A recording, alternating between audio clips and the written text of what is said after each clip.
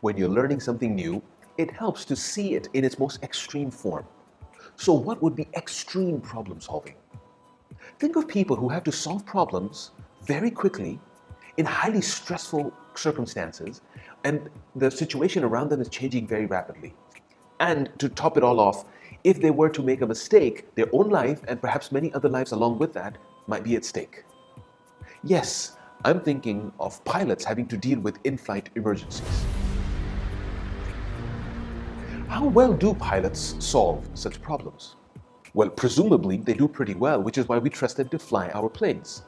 But I want to share two examples with you, one of a pilot who made some poor choices, and another one of a pilot who made some good ones. And perhaps with that we can learn a little bit about problem solving and the way our mind works when solving these problems. So my first example is Air France Flight 447. This was an overnight flight from Rio de Janeiro in Brazil to Paris in France. About 4 hours after takeoff, the plane was on autopilot and the pilots were relaxing, when suddenly the autopilot got disconnected and the plane started rolling. The human pilot instinctively held onto the stick and pulled back at it. When you pull back on the stick, the plane's nose tends to rise, which means it begins to slow down. The pilot didn't realize what was happening, but the plane slowed down so much that it started stalling, and the stall warning went off. When the pilot heard the warning, he realized that the problem he was trying to deal with, the autopilot turning off, had now suddenly become a much bigger problem, the plane stalling and falling.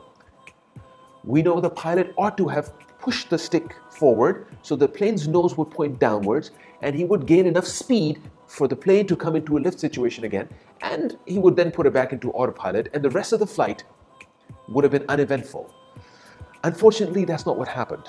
When the stall warning went off, the pilot was startled, shocked, and out of that surprise, the pilot pulled back on the stick further, pulling the nose even higher, slowing the plane down even further, putting it into complete stall, and the plane started falling very rapidly. The pilot tried to recover, frantically tried many things over the next 3 minutes, but could not do anything to keep the plane from falling because the pilot had not identified that one thing he needed to do to put the plane back into flight.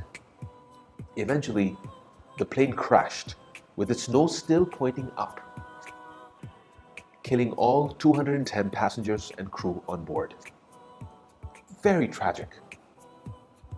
This is a situation in which the pilot could not see the problem for what it really was. It seems as if there were some mental blocks preventing the pilot from making the right choice. What do you think some of those blocks were? Well, for starters, how about failing to understand the problem before trying to find a solution? Seeing what you want to see rather than what is actually there. Or not understanding or appreciating the full context of what is going on. Or perhaps getting distracted by the environment around you. Or not being able to isolate the problem from the other, less significant issues. Also being afraid of taking risks and judging an idea too quickly and not letting it grow. And criticizing rather than generating ideas. And seeking a quick solution rather than searching systematically, rationally for an optimal solution. You see, just like our physical bodies can be prepared through training to deal with difficult circumstances, our brains need to be prepared to deal with difficult problem-solving circumstances. That training is necessary for us to be able to overcome these blocks, these mental blocks that these pilots faced, and frankly, you and I face very frequently as well. I shared one example with you of a pilot who made some poor choices. Now, let's look at another example of a pilot who made the right choices in similarly difficult circumstances. And this example relates to flight PK 544, flying from Gwadar to Karachi. Soon after takeoff, the pilot found 3 terrorists inside the cockpit with weapons. These terrorists pointed their guns at the pilot's head and ordered him to fly, instead of Karachi, to fly to New Delhi in India. Now, even though he was faced with a difficult problem, the pilot kept his cool. He explained to these terrorists that the plane did not have enough fuel to fly to New Delhi. The terrorists then conferred among themselves and then ordered him to fly to Bhuj. I hope I'm pronouncing that correctly. Bhuj or Bhuj, which is the nearest airport on the Indian side of the border. The pilot was stuck between a rock and a hard place. If he did not comply, the terrorists would start shooting the passengers. And if he did comply, he would still risk the safety of his passengers by landing in enemy territory. He decided he needed to, number one, do something to inform the authorities that his aircraft had been hijacked. Number two, he needed to convince the terrorists that he was indeed flying in their desired direction towards Bhuj.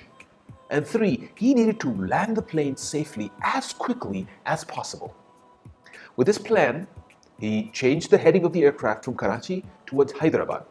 Secondly, he contacted the air traffic control in Hyderabad in Pakistan and asked them whether they were the Bhuj air traffic control in India. The Hyderabad air traffic controller was, of course, surprised, but understood what was going on from the tone of the pilot and played along. And he pretended he was from Bhuj in India. And then he asked about the identity of the aircraft and why they were flying towards Hyderabad. The pilot explained the situation, and the air traffic controller, after getting the details of the hijackers, allowed the aircraft to land in what the terrorists thought was Bhuj. He then informed the authorities. The airport was evacuated and all markings saying Hyderabad were removed. It was getting dark and the plane landed safely. What the pilot knew and the terrorists did not know was that the plane had been surrounded by members of the armed forces. Two officials of Sindh police, pretending to be Indian airport officials, entered the aircraft to negotiate with the hijackers. And after negotiating for a few hours, they convinced the terrorists to let the women and children exit the aircraft. As soon as the women and children left, the armed forces stormed the aircraft and took the three terrorists into custody. Now the question for you is, which of these mental blocks that we talked about bothers you the most? Put your answer down in the comments and make sure you subscribe.